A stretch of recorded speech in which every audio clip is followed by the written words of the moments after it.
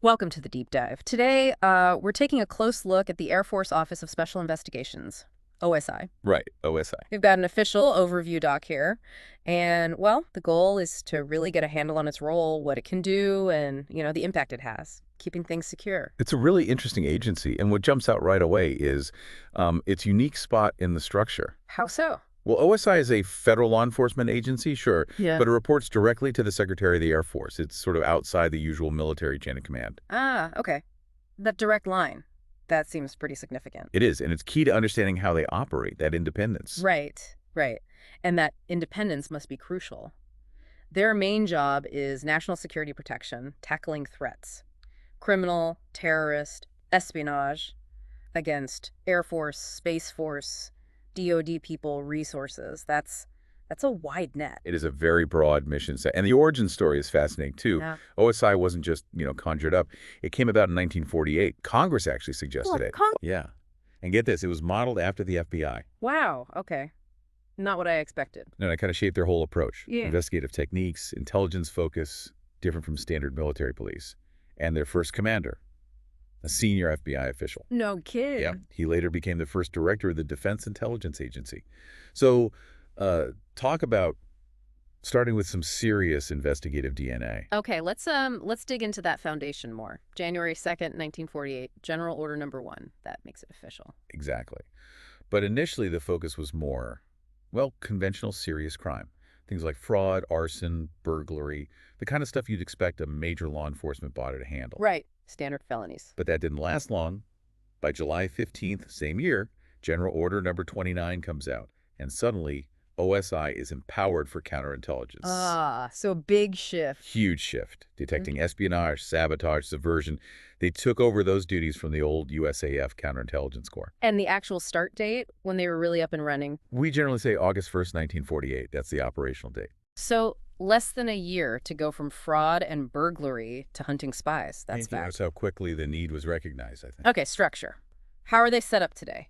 Where's the HQ? Who's in charge? Headquarters are at the Russell Knox Building, down at Marine Corps Base, Quantico, Virginia. Quantico. Okay.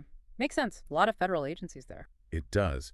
And currently, you've got Colonel Sean Phillips as the commander, Mrs. Pearl Munt is the deputy commander, and command chief is CMS JC James Hoy. Got it. Now, they report to the Department of the Air Force, but you mentioned administrative guidance from the Inspector General. How does that work? Does it reinforce that independence? It seems to, yeah. Yeah. The direct report to the secretary gives them authority, but the IG oversight adds, checks and balances, accountability, keeps things impartial. Okay. And the structure itself, has it always been the same? No, it's evolved, started geographically with districts, but then in October 92, they reorganized, moved to 7 field investigations regions. And these regions align with? Mostly with Air Force Major Commands, MHA-COMs, and the Unified Combatant Commands. So aligning with the commands, does that help them work closer, share info better? That seems to be the idea, better integration, closer collaboration, quicker response within those operational areas. Makes sense. But there's a Region 7 that's different. That's right. Region 7 is unique. It specifically handles counterintelligence and security for those super sensitive special access programs, SAPs. Ah, the really classified stuff. Exactly. Directly into the office of the Secretary of the Air Force. So it needs that dedicated focus. Understandable. And beyond the regions, they've got specialized units, too. Oh, yeah. A whole range. Office of Special Projects, Office of Procurement Fraud. Procurement fraud, that sounds important given defense budgets. Definitely. Also, the Force Support Squadron, the Academy, the U.S. Air Force Special Investigations Academy, and something called the ICON Center. ICON. What's that? Investigations, Collections, Operations Nexus. Think of it like a fusion center, pulling together intelligence, data, supporting investigations globally, connecting the dots. Okay, a central hub. Right. And it's worth repeating, even though they align with commands, OSI stays organizationally independent. That's core to the whole unbiased investigation idea. Right, that independence keeps coming up. It's fundamental. And their reach. It's global, isn't it? Truly global. Over 255 units scattered worldwide, including a pretty significant presence in the Middle East, Jordan, Saudi Arabia, Iraq, places like that. Wow. Okay, so that scale. What are the core capabilities that let them do all this? What's OSI really about? Well, the official material breaks it down into 5 key capabilities. 1, Hmm? Protect critical tech and info. Okay. 2, detect and mitigate threats. 3, provide global specialized services. 4, conduct major criminal investigations. And 5, engage foreign adversaries offensively, proactively. Okay, that's the high level, but day to day, what does that look like? What are they actually doing? Fundamentally, they're solving serious crimes, they're protecting secrets, warning about threats, exploiting intelligence, and operating in cyber. That translates to investigating everything from espionage and terrorism The big stuff. to cybercrime, major fraud, violent crimes, drug offenses. It's a really wide portfolio. Let's break some of that down. Threat detection sounds huge today. Absolutely critical. OSI manages both offense and defense against hostile intelligence, terrorist groups, anyone targeting the Air Force or Space Force. So, investigating spying, terrorism, tech theft, cyber attacks. All of that. Plus, they do personal protection for senior leaders, and they manage anti-terrorism programs in high-risk areas. And the criminal investigation side, it's not just national security, right? They handle regular crime, too. That's right. A lot of their caseload is felony-level crime. Murder, robbery, serious assault, drugs, arson, the works. Like typical law enforcement, but within the Air Force, Space Force context. Exactly. And the source mentioned that 2014 cheating scandal at Malmstrom Air Force Base. Yeah, it's with the proficiency exams. Right. Involved nearly 80 officers. And interestingly, that whole thing was uncovered during an investigation into synthetic drug abuse. Shows how these things can connect. Wow, yeah, one thing leads to another. What about economic crime? You mentioned procurement fraud earlier. Big focus area. They put a lot of resources into investigating fraud related to contracts, funds, computer systems, pay issues, environmental crimes, property theft, you name it. Protecting the taxpayer's dollar, basically. Pretty much. They also do fraud surveys, try to spot vulnerabilities early, and brief managers on prevention. It's proactive, too. And in today's world, cyber. Information operations and tech protection must be massive. Paramount. Absolutely. OSI is key in countering threats to information systems, responding fast to cyber intrusions worldwide. And their technology protection program is specifically about guarding critical Air Force and Space Force tech, data, people, using counterintelligence and investigation. You need a lot of different skills for all that. What kind of specialists do they have in-house? A real mix. Technical experts, polygraph examiners, behavioral scientists profiling, that sort of thing, computer forensic specialists, forensic advisors. So like a full-service investigative agency? Very much so. They need that expertise to crack complex cases. And the DoD Cybercrime Center, DC-3, that's actually part of OSI. It is. Established within OSI back in '98, DC-3 provides digital forensics, cyber training, research, analytics. Not just for OSI, but for lots of DoD missions. That's a major capability. Huge. And it's the main hub for the Defense Industrial Base cybersecurity program, too, protecting defense contractors from cyber threats. So OSI's role there is central. Okay, shifting gears a bit. Force protection detachments, anti-terrorism specialty teams. These sound like the pointy end of the spear, especially overseas. They really are. The force protection folks work hand in glove with host nation security and intelligence services abroad, trying to stop terrorist threats. They're embedded with the State Department teams and embassies. Integrated right in. Yeah. And the ASTs, the anti-terrorism specialty teams. These are highly trained units. Rapid deployment anywhere in the world for anti-terrorism, counter-intel, force protection. You've seen action, I assume. Oh, yes. Big roles in operations like Allied Force in the Balkans, enduring freedom in Afghanistan, Iraqi freedom. And an interesting note, the first female OSI agent deployed to a combat zone was actually an AST member. Wow. Okay, let's look back at some history. Operation Urgent Fury, Grenada 83, that sounds like a big deal for OSI at the time. It was massive for them, their largest deployment since Vietnam. And for most agents involved, it was their first taste of a real combat deployment. Must have been challenging. Definitely. Reports mentioned initial problems with logistics, communication. Agents sometimes didn't even know where they were going until the last minute. Shortages of basic gear, like uniforms. But they adapted. They did. Showed real resourcefulness. Found ways to get vehicles, radios, sometimes by creative acquisition or fixing broken stuff.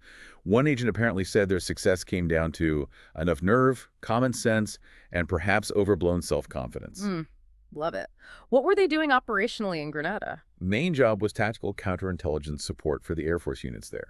They built source networks with locals, checked out key infrastructure, shared intel with Army MI, CIA, Air Force Security Police. Leaving commanders informed. Exactly. Briefing commanders, stressing how vital it was to keep the airbase secure. And the lessons they learned there, especially about joining exercises beforehand, really paid off later. Okay, let's jump forward. Afghanistan. Task Force Black. That sounds intense. It was. Task Force Black, also known as EDIT 2413. Right. It evolved from an earlier unit, and it was truly joint. OSI agents, intel analysts, security forces, linguists, and ISR operators. ISR. Intelligence, surveillance, reconnaissance, drones, signals intelligence, that sort of thing, providing eyes and ears. Gotcha. What was Task Force Black's mission? Core mission: counterintelligence, force protection. They had a motto: keeping the airfield green and neutralizing threats to Kandahar airfield. And they operated outside the wire. Extensively, both on base and way off base. They worked closely with Afghan partners, enforced local laws, went after terrorists. They were involved in some huge drug busts, often with the DEA and special forces. So direct action as well. Very much so. Credited with destroying thousands of tons of enemy explosives, neutralizing numerous high-value targets, the operational tempo was incredibly high. Thousands of missions outside the wire. Generated crucial intelligence for commanders. And that mission eventually ended. Yeah, as the U.S. and NATO strategy shifted in southern Afghanistan, the task force mission concluded, marked the end of that specific kind of sustained combat support role for OSI in that theater. The agents doing this work, the training must be intense. What's the pipeline like? It is rigorous. All new agents officer enlisted, civilian start at FLETC, the Federal Law Enforcement Training Center in Georgia. Okay, standard for federal LE. Right. They do a 12-week criminal investigator training program there, alongside trainees from other agencies like ATF, Secret Service, Marshals. Mixed company. Then they do another 8 weeks of purely OSI-specific training at the Air Force Special Investigations Academy, which is actually co-located right there at FLETC. So 20 weeks total initial training. What do they cover? Everything, really. Firearms, defensive tactics, forensics, surveillance, counter-surveillance, anti-terrorism, crime scenes, interrogations, court testimony, military law, federal law. It's comprehensive. And then they're good to go. Not quite. After graduation, they do a 1-year probationary period out in the field unit, learning on the job under supervision. Makes sense. And after that, can they specialize? Absolutely. Yeah. Once they're through probation, they can get advanced training, economic crime, ATCI, cybercrime, technical surveillance. And if they get selected for a polygraph, that's a whole separate 14-week DOD course. Polygraph examiners. Yeah. Specialized skill. And fitness must be a big part too, right? Especially for deployments. Oh yeah, critical. Recruits have to pass physical standards 1.5-mile run, agility run, based on age and gender. And they had to maintain those Air Force fitness standards throughout their entire career. No slacking off, constant readiness. What about firearms? What do they carry? Primary sidearms are the Glock 19 or the smaller Glock 26, both 9mm. But depending on the mission, they might have access to M4 carbines, MP5s, other tools for the job. And can they carry personal weapons? They can, yeah. If it's on an approved list, it has to be 9mm. Yeah. But even then, they still have to qualify regularly with the government-issued Glock. Proficiency is key. Okay. Now, something that caught my eye in the material was the Air Force Academy Informant Program. That sounds sensitive. It is, and it drew some attention back in 2013.